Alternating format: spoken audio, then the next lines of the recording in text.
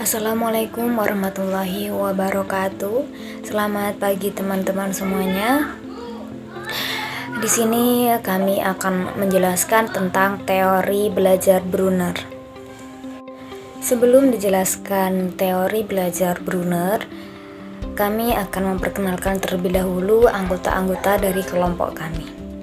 Yang pertama ada Muhammad Samsudin, lalu yang kedua ada Isti Munawaroh, lalu yang ketiga ada Nisa Arifatul, lalu yang keempat ada Rahmat Robianto, lalu yang terakhir ada Muhammad Taufikur Rahman. Langsung saja, berikut adalah penjelasan dari teori belajar Brunner. Jerome Seymour Brunner lahir di Amerika pada tanggal 1 Oktober 1915 dan meninggal pada tanggal 5 Juni 2016 di kota New York, Amerika Serikat. Brunner adalah seorang psikolog Amerika yang dikenal karena kontribusinya yang penting dalam bidang psikologi kognitif dan teori pembelajaran. Jerome adalah tokoh kunci dalam studi psikologi di luar teori perilaku.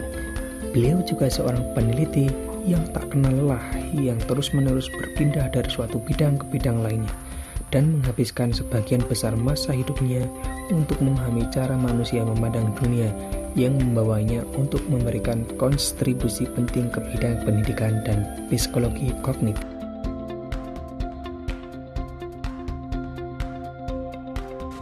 Prinsip teori belajar menurut Brunner.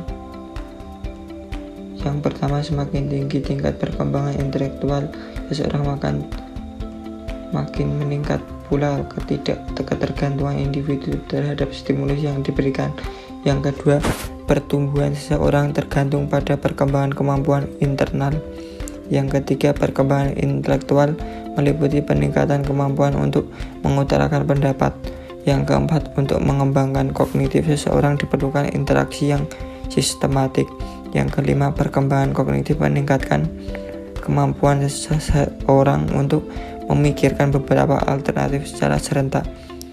Prinsip-prinsip di atas dapat terlihat jelas bahwa teori belajar penemuan sangat memberikan perhatian tinggi terhadap perkembangan kognitif peserta didik.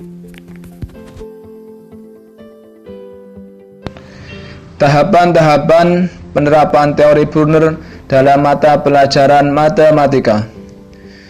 Penerapan teori Brunner dalam pelajaran matematika terdiri dari 3 tahap, yaitu yang pertama tahap inaktif, yang kedua tahap ikonik, dan yang ketiga tahap simbolik. Tahap inaktif adalah tahapan belajar di mana siswa diberi kesempatan dalam memanipulasi objek konkret secara langsung. Tahap ikonik adalah tahapan belajar di mana siswa memanipulasi objek konkret ke dalam bentuk gambar.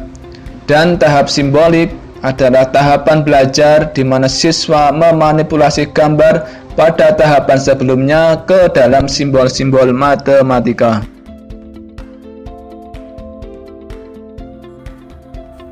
Penerapan teori Brunner dalam dunia pendidikan atau disebut dengan belajar penemuan.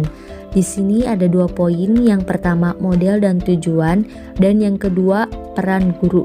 Untuk poin pertama yaitu knowing is process not a product, artinya mengetahui adalah proses bukan produk.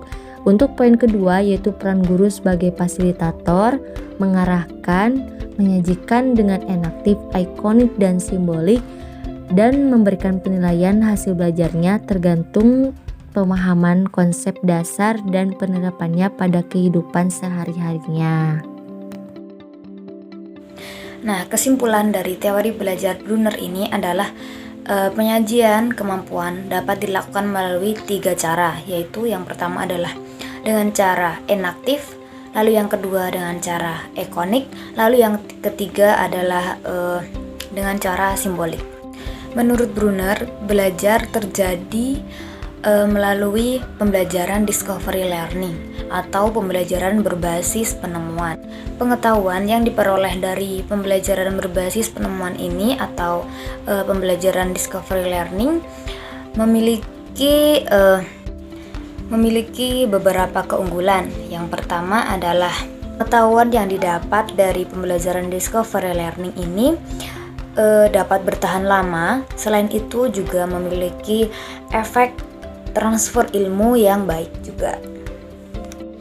Selain itu, pembelajaran berbasis penemuan ini juga meningkatkan penalaran dan memiliki kemampuan berpikir yang luas dan bebas. Jadi bukan hanya itu saja ya, pembelajaran discovery learning atau pembelajaran berbasis penemuan ini juga memiliki keterampilan kognitif untuk memecahkan suatu masalah. Nah, jadi itu tadi kesimpulan dari teori belajar kognitif ya teman-teman. Silahkan dipahami terlebih dahulu. Nanti jika ada pertanyaan bisa langsung saja untuk ditanyakan. Sekian dari kelompok kami, kelompok teori Brunner. Jika ada kesalahan, kami mohon maaf. Kami akhiri. Wassalamualaikum warahmatullahi wabarakatuh.